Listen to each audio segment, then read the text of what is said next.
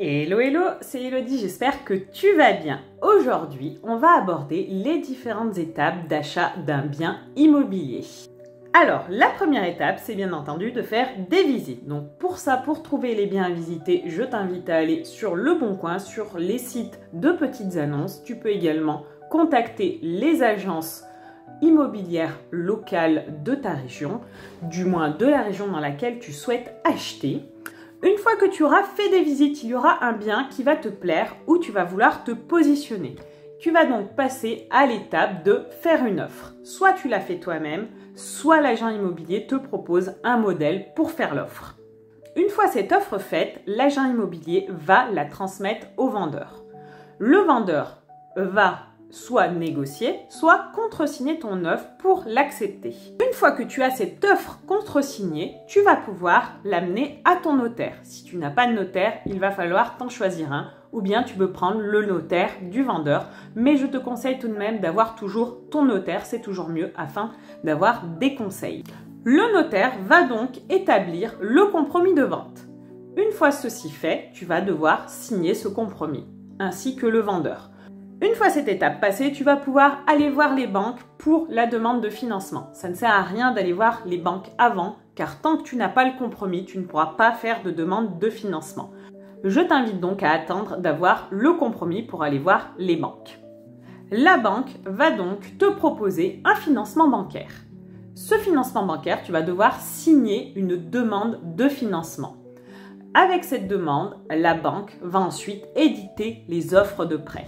Une fois ces offres de prêt éditées, tu vas devoir attendre un délai de rétractation de 11 jours avant de les signer. Une fois ce délai passé, tu pourras les signer, mais surtout ne les signe pas avant. De toute façon, la banque t'expliquera qu'il ne faut pas les signer avant, mais voilà, pense-y bien, le délai de rétractation est obligatoire. Une fois ce délai passé, là par contre, tu peux signer les offres et les ramener à ta banque. Une fois que tu as ramené les offres à ta banque, elles vont les signer également. Et tu pourras transmettre cette offre de prêt signée à ton notaire. Le notaire va alors programmer un rendez-vous de signature définitif. Juste avant ce rendez-vous, la banque va te demander ton apport si tu mets de l'apport. Et tu vas voir que à l'heure actuelle, tu seras obligé de mettre de l'apport, au moins pour les frais de notaire. Tu vas donc pouvoir faire le virement de ton apport à ton notaire et la banque va faire le complément du virement avec le reste du prêt. Ce sera la banque qui fera le virement et non toi. Attention, tu ne pourras pas signer la vente définitive si les fonds ne sont pas arrivés chez le notaire. Juste avant la signature, je te conseille toujours de refaire une visite du bien immobilier. Fais-le la veille ou le matin même de la signature afin d'être sûr que tout est en ordre, qu'il n'y a pas de surprise. Par exemple, tu peux avoir un dégât des eaux ou autre, voilà, que peut-être que les vendeurs sont partis avec des éléments qui étaient stipulés restés. Enfin, dans tous les cas, vérifie, fais une visite de contrôle, c'est la base.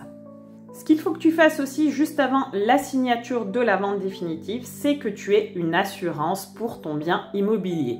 Par exemple, si c'est un bien loué, il te faudra une assurance PNO, propriétaire non occupant, ou si c'est un bien que tu achètes pour vivre, il te faudra une assurance habitation. C'est pareil, si tu n'as pas cette assurance, tu ne pourras pas signer la vente définitive. Donc n'oublie pas de le faire. Ce que tu peux faire, c'est la demander à ta banque. Ça permet de négocier un petit peu les conditions du prêt. Moi, c'est ce que je fais toujours. Et dans tous les cas, après, au bout d'un an, je pourrais changer.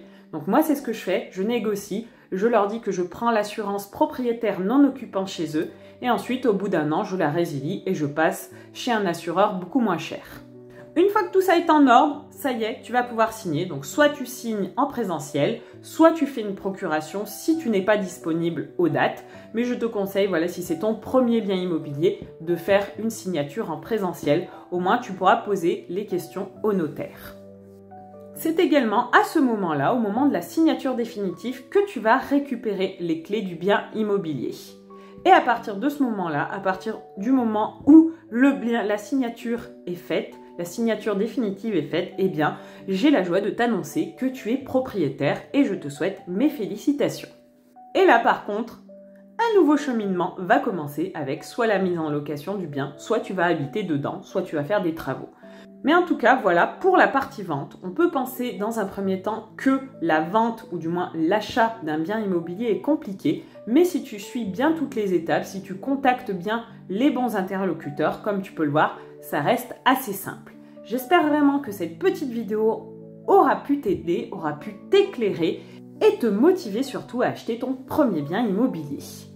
Si tu as d'autres sujets que tu souhaites que j'aborde sur cette chaîne, n'hésite pas à me le dire en commentaire. Moi, je reprends les vidéos, donc ce sera avec plaisir que je te ferai des vidéos sur les thématiques qui t'intéressent.